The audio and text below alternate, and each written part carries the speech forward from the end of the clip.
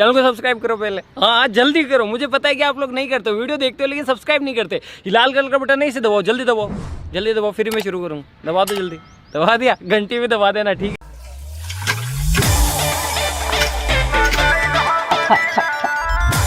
Hello guys, अभी हम पानी क्या बता नहीं दवाई साला रील बनावे के चक्कर में है ढेमनी साफ अनरिया गेल बा। सोचा था कि सिल्वा लेखन वायरल हो जाए, वो लेखन रंग रूप में होए के चाहिए। भाग। हेलो गाइस, अरे वीडियो बनाओ तानी फुरुती में लेके जवानी जिनस कुरुती में। अरे का करी कोनो लाइको ने खेत को बात हो जाओ ए हो। कबो साड़ी पहनी कबो लोगो रहो, कबो ना बढ़ता फलो रहो। ढेर दिन से सपोर्ट नहीं के मिला, कहीं मत छोड़ दी भाई लोग। कमेंट में बतावल कब वीडियो बनावल छोड़ दी। अरे हमारा सरावानी पर भाई सिलावा है गाइस जावना बनाई हमारी लावा। हेलो गाइस जावना बनाई हमारी लावा। हेलो गाइस जावना बनाई हमारी लावा। हेलो गाइस जावना बनाई हमारी लावा।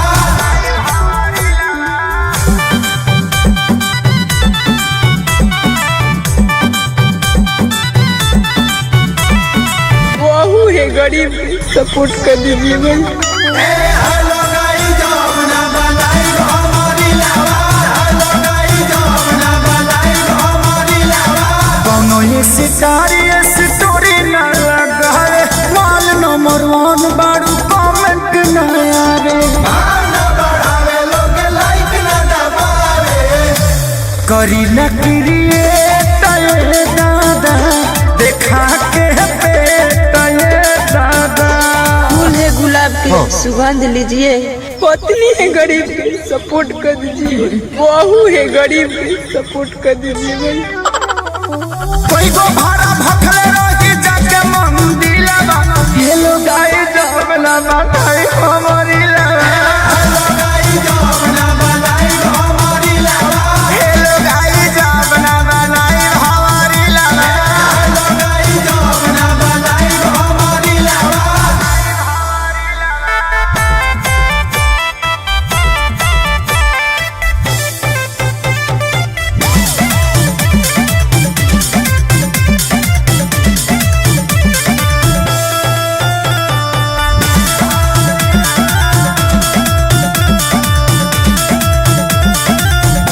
अखिलेश के ढेर बाटे भारी, वीडियो में काम कैसे दिखे सारी।